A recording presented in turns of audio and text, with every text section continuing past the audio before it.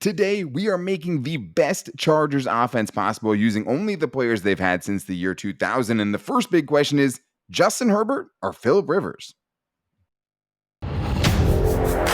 You are Locked On Chargers, your daily podcast on the Los Angeles Chargers, part of the Locked On Podcast Network, your team every day.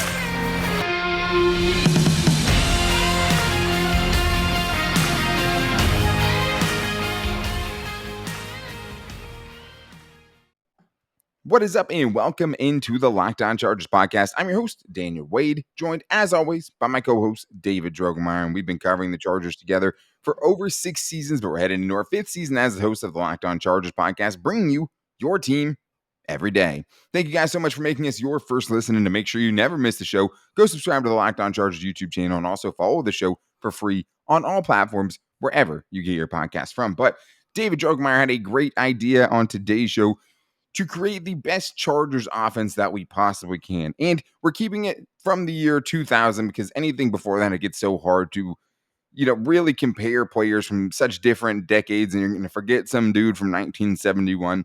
So we're making it easy. Every offensive player was available to us since the year 2000, and we're going to start with the biggest part, Philip Rivers versus Justin Herbert. But we all know who the greatest running back is for the Chargers, but who's number 2 since the year 2000? That one was a little bit tougher. Who are the top 3 wide receivers? What's the best combination of offensive line? We get into all of that today. But David, it starts with the hardest question out of all the questions we're going to be answering today, and that is, for your ultimate team, the best offense you can make with every Chargers offensive player since the year 2000, who's your quarterback? Spotlight time. Well, this one was really difficult for me because I grew up watching Philip Rivers, and I watched every single one of his games and his phenomenal, illustrious career. But if we're talking about just pure talent, ability, and just taking a look at being able to project what these two quarterbacks, Justin Herbert and Philip Rivers, would have done over the course of their entire careers, taking a look at everything that they would be doing, throwing touchdown passes, running the football, being able to just execute all parts of playing quarterback in the NFL, my quarterback that I want on my ultimate team is Justin Herbert. And I know this is crazy to think about, just considering all the amazing accomplishments that Philip Rivers has definitely earned throughout his great career. But Justin Herbert does pretty much anything you ask him to do on the football field from the quarterback position at a very, very high level. It's tough. And this, like I said, this is the toughest question here. And I mean, you're definitely going to get heat for not picking Philip Rivers. And Philip Rivers did it for the longevity. Nobody is going to argue against that. I love you, Phil. Philip Rivers right now is still the greatest Chargers quarterback of all time.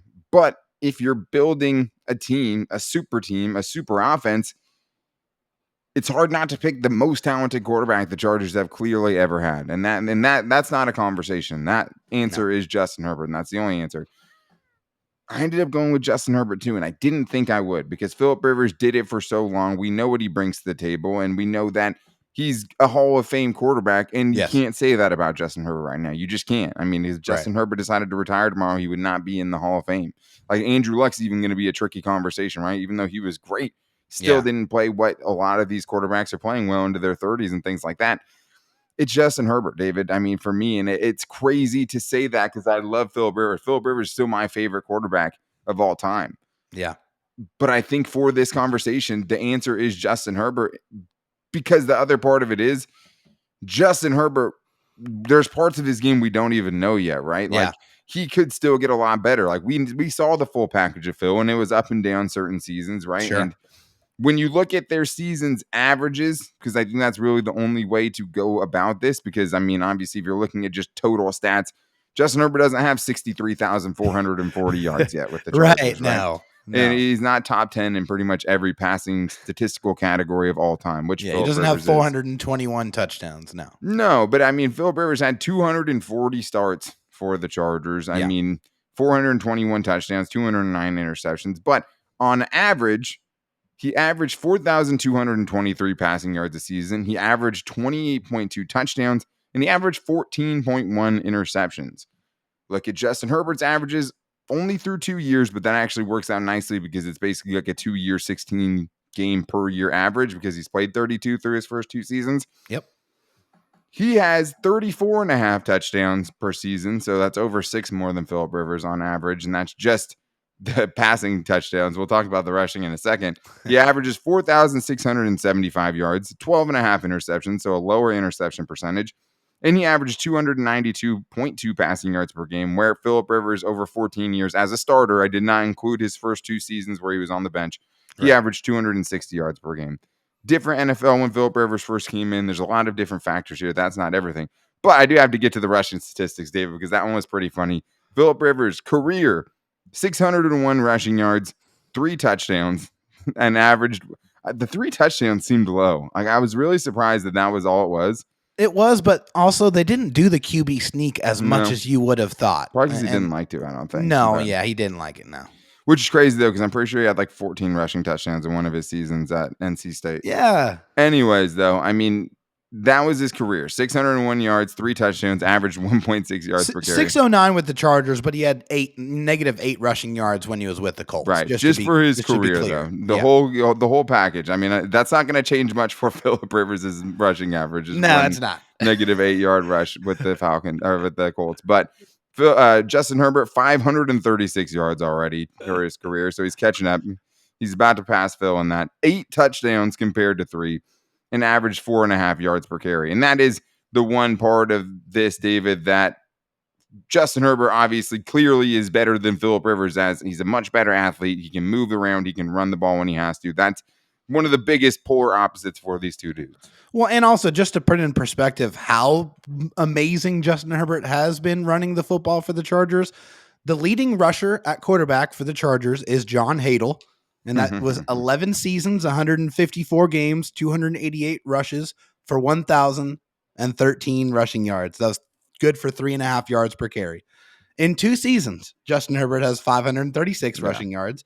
That's only 477 He's more than halfway there away from John Hadle in 2 seasons compared to his 11. So he is going to absolutely shatter that record very, very soon. Man, it's amazing to think about how many things Justin Herbert does good. And we were kind of clamoring to see him rush the ball even more, Daniel. I think that there's definitely more in there that we haven't seen. Yeah, I mean, I'm never going to be one for designed runs for Justin Herbert as much. Like maybe a few a season, a handful. But yeah, I mean, he could take the ball and scramble a little bit more. But I think he got a lot more decisive in year 2, at least when he was going to tuck it, Let's look at what they each do better. I think that's a good way to do it. So these are the things, in my opinion, that Phillip Rivers does better. The better processor, right? He can process defenses. He can solve defenses much better than Justin Herbert can at this point in his career. He was really good at that. Better anticipation, which he had to have because he didn't have as good of an arm. The windows that he was throwing, touch, much better. Trash talking, times 100 better. Legendary. He was more accurate, right? Even though his completion percentage for his career is a little bit less, he was a more accurate quarterback, just at least from what I've seen, over these Justin Herbert's first 2 seasons. And then we saw him do it, right? This extended success, kind of what more you're going to get from him. Whereas Justin Herbert, it's like it would be really, really unlikely to see him get a lot worse. I mean, I don't think either of us can imagine that. No. But these are the things that Justin Herbert does better. I mean, the tough one was pocket presence because Phillip Rivers had a really good pocket presence, but he also had no escapability. No mobility. He was good moving around, shuffling around in the pocket, but he wasn't going to escape much. He wasn't going nowhere. From a pretty early age. Justin Herbert, but they both had good pocket presence. Justin Herbert, though, bigger arm, better rushing ability, definitely better deep ball. Oh, yeah. Better off-platform throws and better escapability. I think all of that stuff is better. And the other thing was ball security, right? Phillip Rivers, that's what he was known for. He was a gunslinger. He'd fumble a lot. He fumbled way more times on average than Justin Herbert does a season. Justin Herbert's really, really good at not fumbling the football, and he must Big kid. He has iron claims on that thing. Yes. And I think when you're looking at it's like, what are those things, I guess, do you value more? Because, David, I mean, there's different things that each one of those guys does a lot better than Of course. Yeah, absolutely. Yeah. I mean, looking at those 2 quarterbacks, man, they bring different things to the table. They have different styles. And I think Phillip Rivers will always be a guy that you love to root for and you absolutely hate if he is not on your team because he's a guy that's so polarizing, so passionate, and he brings that every time he stepped foot on the football field, and that's why it was so entertaining to watch. But Justin Herbert does it by letting his game do the talking for him. He doesn't do a lot of talking in the press conferences. He does show a little bit of emotion here and there, but this is a dude that has spectacular ability and allows that ability to speak volumes for him. Yeah, and like it's such a hard conversation between these two dudes because it's like like I said, Philip Rivers still the greatest of all time in Chargers history. He's the No best doubt. quarterback they've ever had because of how long he did it, because of all the things he was able to do with the teams that were around him, and that's the other variable that's hard to account for over 14 seasons. Yes. But at the same time, I just think that even though he's the best ever, and I wish he was on this team and had a team like this to try to take to Me a Super too. Bowl more than anything. Yeah. If we're trying to create the best Chargers offense since the year 2000, how do you not pick the most talented quarterback in the league potentially right now? Like, that's the one thing Philip Rivers could never say about himself, right? But what he did have was he was that underdog. He was always going to be around a top 10 quarterback. We're never really thinking of him as like a top 3 quarterback in the NFL. Like, Justin Herbert can be that dude. And I think that's the part that's just so appealing. And this was easily the hardest conversation, but It was by no means the last conversation, because we still have to look at the running backs and the receivers. And that wide receiver 3 position, David, I think is one that is up for debate a little bit. But Philip Rivers is just that like old, dependable, like F-250, right? Or Dodge Ram or whatever it is, you Dodge truck, whatever kind of truck you want to do. And then Justin Herbert's like the Audi R8 that he drives around. Like, he is a legit sports car. But if you ever need any kind of parts for your car, there's only one place you go, and it's rockauto.com. Why go up to the guy at the counter at a chain auto parts store and ask him questions just so he can ask you questions that you're not going to know the answer to? It's a very, very bad spot. There's almost nothing worse than when someone's asking you something about your car and kind of emasculating you because, like, not a car guy. That's just not what I do. You can avoid all of those things, and you can get a much bigger inventory at rockauto.com. And even better than that, you can get it at the best price. You can save 50, 60, even 75% more on the parts that you need at rockauto.com. And they have everything that you're going to need, and they're cutting out the middleman, right? You don't have to go to the chain auto parts store and have them get it from a warehouse that's, only funding that company, whatever. You're cutting out the middleman. You're getting it directly from the source, and you're getting a great price from a family-owned business at rockauto.com. Whatever kind of part that you need, you can find it there. And why give yourself more of a headache when you're already dealing with car issues? Go to rockauto.com and check out all the parts they have available for your car or truck, and write Lockdown in their "How Did You Hear About Us" box so they know we sent you. Amazing selection, reliably low prices, all the parts your car will ever need. Visit rockauto.com. All right, David. Well, we talked about the quarterback, and that's, I think, going to be the most controversial, I think, of the picks today. And the nice thing is next we have a running back, and RB1, David, is very, very easy because it's one of the Michael best, Turner, and arguably the best running back in NFL history, and it's LaDainian Tomlinson. And like, damn right. That was nice that one was so easy. It was very, very nice. And another guy that we got the absolute pleasure of being able to watch play football for 9 spectacular seasons. A guy who could literally do it all from the running back position. And I mean all. He could block. He could throw the football. He could catch the ball out of the backfield. He could beat you with power. He could beat you with finesse. He could beat you with speed. He could beat you with smarts. He was one of the best athletes on the football field at any given time, and his illustrious career and the stats that he put up spoke those very, very much in high volume. Yeah, most rushing touchdowns ever in a season with 28. Second most rushing touchdowns over a career all time amongst all running backs. 7th most rushing yards all time. And he was the 2006 NFL MVP, one of only 4 running backs to win that award over the last 22 seasons. So that is something that he'll never be touched in my mind as the best running back in Chargers history. Still one of the best of all time. But for the second running back, that was a harder one, David. And we ended up going with Austin Eckler because even though the other one would definitely be Darren Sproles, I mean, it's not going to be Melvin Gordon. It's not going to be Ryan Matthews. It was between those two guys. And we just thought, first of all, we never really saw Darren Sproles in that role for the Chargers, being that main guy. And, I mean, Austin Eckler already clears Darren Sproles in receptions by like 140 for his Chargers career. Like, Darren Sproles did a lot of that after he was with the Chargers. But as a return man, as that kind of change of pace back, Darren Sproles was that guy, but if you're telling me I can have Austin Eckler and LT, that's probably what I'm going with for the best Chargers offense of all time. Could you imagine I couldn't. having LaDainian Tomlinson and Austin Eckler on the same team? Right. I Oh mean, right my now our team is Justin Herbert, LaDainian gosh. Tomlinson, and Austin Eckler. So that's a very, very good start. But receiver was a little different, David. It And I think these was. are the two that we can agree on. Wide receiver 1, wide receiver 2. Wide receiver 1, Keenan Allen, 5 1,000-yard seasons, 5 seasons in a row of 97 catches or more, 48 receiving touchdowns, 4th most in franchise history. And Vincent Jackson, rest in peace, wide receiver 2, easily in this, argument. Having both of those dudes already a great start, but 272 catches, over 4,700 yards, and had the 3rd highest yards per catch in franchise history with 17.5. That's one we didn't really have to debate very much. Those are the top 2 since 2000. Now, Keenan Allen's been an absolute monster since he's been in the league. He's a first down just machine. I put out a stat that I was kind of saving for the show, but I had to put it out on social media. 63% of Keenan Allen's career catches have gone for a first down. Yeah. That is absolutely unbelievable. And a pretty high percentage of that is probably on 3rd down too, right? Which is Yes. like the most at crunch time you go to that dude. 461 of his 730 career catches went for a first down. He's just been absolutely dominant. He's been a machine. His precise route running is why he is a timeless receiver and why he's going to still continue to be productive even 10 years into the league. And Vincent Jackson was just a spectacular highlight reel type of player. Whenever you watched him, the ball was thrown up to him and he was coming down with the ball. And he made such so many different incredible plays. And he was a large reason for the Chargers having the amount of success that they did have when he was wearing a Chargers uniform. A very exciting player to watch. Yeah, I mean, definitely rest in peace, Vincent Rest in Jackson peace. too. Just because that feels so recent, even though it's a while ago now. Like that was brutal hearing that news, and like he is for sure a Chargers all-time receiver.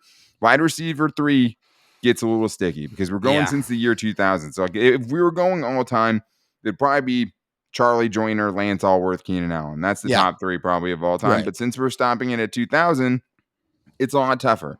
And there's a few guys, right? I mean, I was thinking, Malcolm Floyd did it for so many years. Mike Williams definitely deserves to have his hat thrown in the ring. Even like a Keenan McCardell, pretty good for the Chargers, but still wasn't putting up the numbers that those other 2 guys are putting up. But really, the answer was pretty obvious all along, and it was Wes Welker. I returned 4 kickoffs for the Chargers before going to the Dolphins and then later on the Patriots. But David, we don't say that name. How tough was that decision between Mike Williams and Malcolm Floyd for wide receiver 3 making our best Chargers offense since the year 2000? It was extremely difficult because both of these guys kind of bring similar things to the table. I mean, I would say probably Mike Williams has a little bit more speed and a little bit more wiggle than Malcolm Floyd had. Malcolm Floyd was always a very long and graceful strider and a guy. Neither one of them have much comparatively. Not a lot of speed, but they're both big play machines. And you look at their career stats, or at least, the stats that would illustrate that. Malcolm Floyd, 11 years in the league, 121 games with the Chargers, 5,550 receiving yards, 34 touchdowns, but it's 17.3 yards per reception as far as the average per catch. The guy was a big play 4th machine. in franchise history. Yeah, he's just fantastic. But then you got Mike Williams at 16.1 yards per reception and 26 touchdowns in essentially 4 seasons. So you look at Malcolm Floyd and you see the consistent big play ability throughout his career, but then you see Mike Williams with the big play ability and the touchdowns. And so that's why it's such a difficult conversation. I personally went with Malcolm Floyd for mine, but it was very, very difficult for me to decide. Yeah, I mean, I think you could go both ways. And like the thing with Malcolm Floyd is like he was usually at best the 3rd option, because you had a guy like Vincent Jackson on the outside, and you also had a guy named Antonio Gates, who we may or may not get into for the best tight end of our, since 2000s offense here. Stay tuned. I don't know. Him, Hunter Henry, I don't know. Brandon Mallow, I don't know. Anyways, I mean, I think Justin Peel. I mean, if you're breaking it out on average, because Malcolm Floyd in his first 3 seasons had 2 years where he played like 6 games or less too. So like he had some seasons where it's getting counted into the average, but not big full seasons. Yeah. But Mike Williams has either been 2nd, or third option since he came in the league. Maybe when he first came in the league, it's probably more of a Hunter Henry. Tyrell Williams was still in the mix. And I think Tyrell Williams, as far as how to best complete the wide receiving core and needing that speed threat, wouldn't be a bad option there. Just No. didn't really have the, longevity and didn't really see it for an extended time. Right. But I think Mike Williams, I mean, at least statistically, is the way I went with it. And I think the biggest thing is, like, yeah, if you take away that first season where he had 10 games, 0 touchdowns, I mean, he's almost averaging 7 touchdowns a season, which is pretty good, right? Just under, with 4 and 26 in 4 seasons. But 5.2 touchdowns per season as it is, 50.9 yards per game. When you look back at Malcolm Floyd, it's 45.9 yards per game, 3.1 touchdown catches per season. And Malcolm Floyd also a lot more comebacks, right? A lot more comebackers and deep comebacks and deep outs and stuff like that. Yeah. Mike Williams definitely has made the flashier of the plays, but I'd say that Malcolm Floyd was much, much more consistent. So I think that Mike Williams is who I ended up going with, but I didn't feel great about it. I mean, I think you could really flip a coin on those two guys and pick them for different reasons, and both would be deserving of it. But definitely a ton of nostalgia on this show. There's another very easy one, though, David, coming up, and that is, who's the best offensive lineman since the year 2000? No, but we will be getting into what our ideal 5 Chargers offensive linemen is going to be. I mean, I think we all know there's a couple good left tackle options. What do you do at right tackle? Is we're just creating the best offense we can with all the players since the year 2000. And we have to talk about the GOAT, Antonio Gates. But I do need to tell you guys about the GOAT betting site, and that is betonline.net, the only place I place my bets, and the official betting sponsor of the Locked On Chargers podcast. And what I love about betonline.net is even when football season is over and basketball season is over and hockey season is over, I can still go bet on baseball and make that a little bit more interesting, right? I have UFC fights coming up this weekend, a huge one in UFC 276 with a couple of title fights on the line and some up-and-comers. And the one cool thing, I mean, UFC is not everyone's cup of tea, right? But the nice thing about that is, like, everybody's got a puncher's chance, right? And that's the one thing about BetOnline is there's a ton of prop bets. Will somebody get finished? And you can do it through baseball. You can do it through anything. You can do horse racing. You can do esports. You can do whatever you want at betonline.net, even your favorite Vegas casino games. You're going to get the best lines, odds, and props that you're going to find anywhere out there. So make sure you guys head to the website or use your mobile device today to learn more about the trends and the action at BetOnline, where the game starts. All right, David. Well, our team's looking pretty darn good up till this point. So let's recap what we got so far. So far, we have Justin Herbert as our quarterback with Austin Eckler and LT. And we have a wide receiving trio of Vincent Jackson, Mike Williams, or Malcolm Floyd and Keenan Allen. So we're already headed towards being the most unstoppable offense in the league, which is only going to get better when we have the NFL leader for all time in receiving touchdowns by a tight end, Antonio Gates, tight end 1 for our NFL Chargers, dream team since the year 2000. And just another great excuse because, I mean, obviously this one wasn't close, kind of like the LT conversation was. I mean, those two dudes like have arguments for being top 5 players at their position all time, and Antonio Gates maybe even higher than that.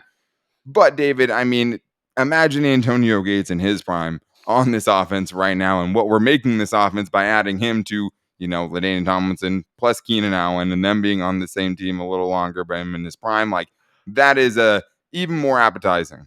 Oh my goodness. Antonio Gates, first of all, can I say, Antonio Gates was one of my favorite players of all time. I thoroughly enjoyed watching him play football. The wrong way. It was such a privilege that we got to see him don the Chargers uniform for 16 phenomenal years, 236 games. He's an 8-time Pro Bowler, a 3-time All-Pro, which I don't think we talk about enough. And then, of course, it's just the pure raw numbers. 955 receptions, 11,841 receiving yards, 116 receiving touchdowns, and an average of 12.4 yards per reception. Antonio Gates was a machine. There was probably a 4 or 5 year stretch where he was the most dominant tight end in the NFL, bar none. Yeah. He was incredible. He made those one-hand catches. I remember the 3 touchdown game he had against the Seattle Seahawks, which was one of my favorite games of all time. It just illustrated how incredibly dominant he was. You couldn't stop him. It didn't matter. You could put 2-3 defenders on him. You couldn't stop him. You couldn't bump him. He was going to make all the catches. He was going to secure the touchdowns, and he was going to look silky smooth doing it. And like he also like wasn't a polar bear like Gronk, where he was just No. way bigger than anybody else. He was never the fastest dude. Like it was all finesse. Like it was, He was a body basketball player. positioning. He was, and played basketball at Kent State and was like part of that wave of dudes who came in, the Jimmy Grahams and the guys who would come later on. He was one of the changed guys the who tight end started that position. movement for sure. But he was just so smooth. Like yeah. he was just like the smoothest player to ever don a Chargers uniform, Silky. in my opinion. Like he could always get open. You could never single team him because like you could have him perfectly covered. And the connection that him and Phillip Rivers had, right? Like it was just Phillip Rivers could always put it at a spot where nobody was going to be able to knock it away, and he was always going to come down with it. And that was just such a special connection. The most dynamic tight end quarterback duo of all time. I mean, touchdowns wise, a lot of it. I mean, yeah, Gronk, Brady, whatever, that's cool. They still don't have as many touchdowns as Phillip Rivers threw to Antonio Gates, right? So, I mean, Antonio Gates was just the best. The second best tight end, probably Hunter Henry, right? If we were running a 2 tight end set offensively, it's probably Hunter Henry since the year 2000, because a lot of the year 2000 to now was dominated by a dude named Antonio Gates, and the second fiddle, was exactly that for a lot of years and never really made a lot of noise. So the Antonio Gates, easy decision there. But now, David, this one gets a little bit tougher because you're going to give me your starting offensive line all time since the year 2000, right? And who you picked when you're trying to create, okay, I have all these guys since the year 2000. Which 5 offensive linemen did you come up with to make the best offensive line, Justin Herbert's ever played behind?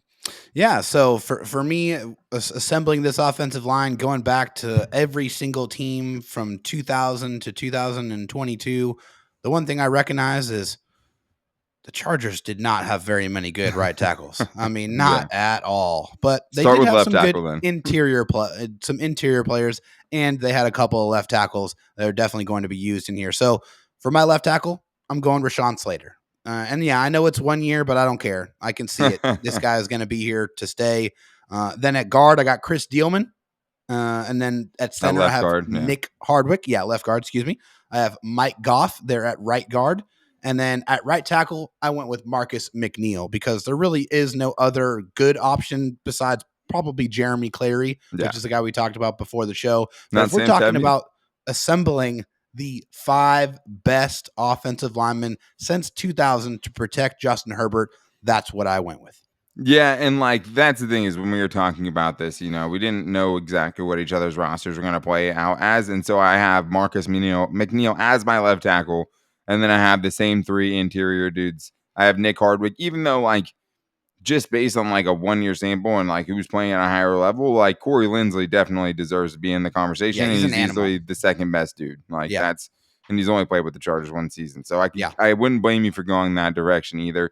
Right guard, same thing, right? I ended up going with Mike Goff, which first of all is just the coolest dude ever. Like that dude is such a chill dude. I've met him a couple of times and like just a fun offensive lineman. And the dude that went out there and played, man, 80 games, 80 super starts. Long hair too. Right? I remember he was in the NFL Street game, like when that first came out. When such NFL Street for you kids out there was like, you got like 5 players basically, like 3 offensive linemen, 2 receivers, a quarterback, and a running back, and you're like jumping off walls and doing front flips over people and stuff. But you got 3 offensive linemen. I had like Mike Goss, big old beard, long hair out there, just eating glass, right? I mean, that's what those dudes do. And that's the thing with these guys, because I have it the same way, except for I have Rashawn Slater as my right tackle because I just don't think that there's anything that guy can't do. And if I'm putting together the most talented offense since the year 2000, I'm going to pick Rashawn Slater and Marcus McNeil as my 2 tackles and fit them in however I can, because I think that's just the gap between those 2 dudes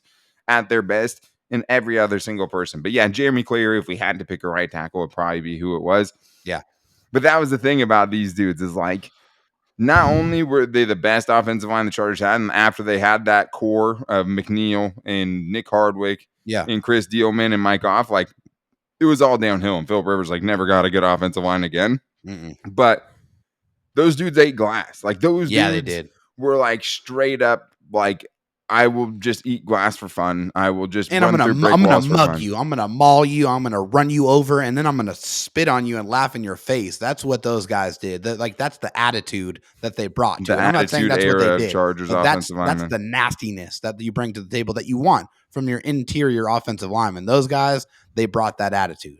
And I honestly think that this Chargers offensive line, not that it would beat that offensive line, but like, if we did this list again in 5 years, like right guard could be Zion Johnson, right? Yeah. I think this has a chance to be the best offensive line since those teams, since the 2016, since No the doubt. 2017, when you had all of these dudes together, which helped LT, get the most rushing touchdowns of all time. But like, just like the brute force part of it, like Yeah. those dudes had that in spades, and it was something the Chargers were lacking for a really long time. Yeah. After that core went away, Nick Hardwick ended up having a bunch of injuries. Yes. Chris Dealman's also a super cool dude. I met him one time at my bar, and his kids were with him and stuff. And so I didn't want to like embarrass him or anything. And so I waited, and his kids ended up like going outside, and they were like getting ready to leave. And the kids have like little Dealman shirts on. And I have like a hat over here that has like a Dealman and a bunch of other offensive lineman signatures on it. But nice.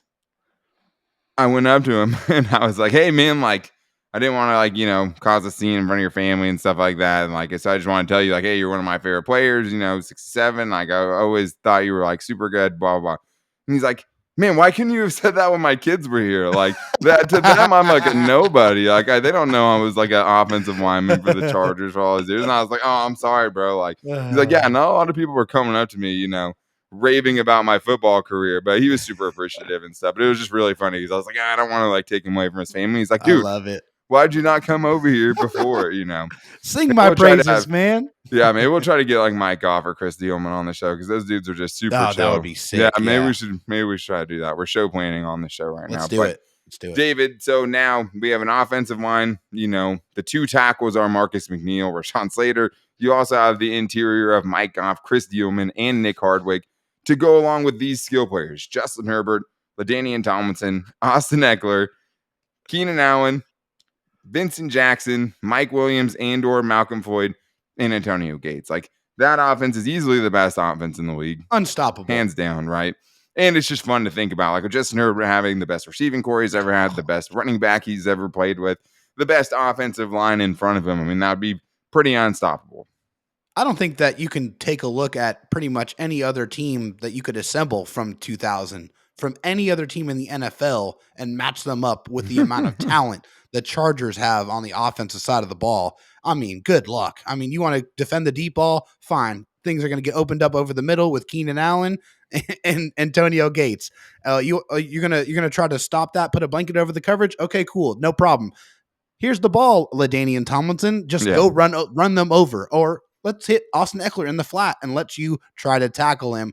Good luck. And then you have Justin Herbert throwing just lasers all over the football field because he's not going to get touched because he has an incredible offensive line. So I don't think you can put any other team from the 2000s, from any team in the NFL up against this offense and expect to beat them.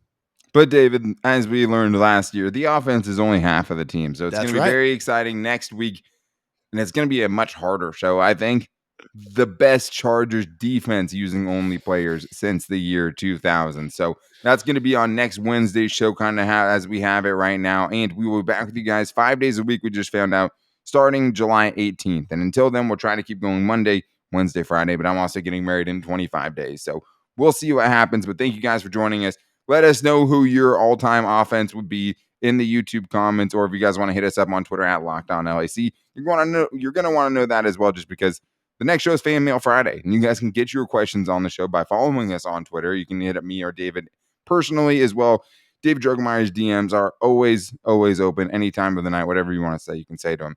But I'm on Twitter at Dan Talk Sports, and David Droegemeier's on Twitter at DroTalkSD. We also post the show to all of our social media every day, and we're pretty much on every social media until David makes us a TikTok. So you can find us on Twitter again at LockedOnLAC. You can find our Instagram page at LockedOnChargers and our Locked On Chargers Facebook page. But you guys can also get your voicemails on Friday's show, and we haven't had a ton of voicemails lately. So if you guys want to get your voice and your question on the show, you can call into 323-524-7924, and we're very, very excited for Fan Mail Friday. But make sure you guys aren't missing the show by subscribing to our Locked On Chargers YouTube channel and also following the show for free wherever you get your podcast from, whether that's Apple Podcasts or Spotify or wherever you can find the Locked On Chargers podcast. But we will be back with you guys on Friday with Fan Mail Friday. But thanks for being with us for the Chargers Ultimate Offense. But until Friday, guys, take it easy and go Bolts.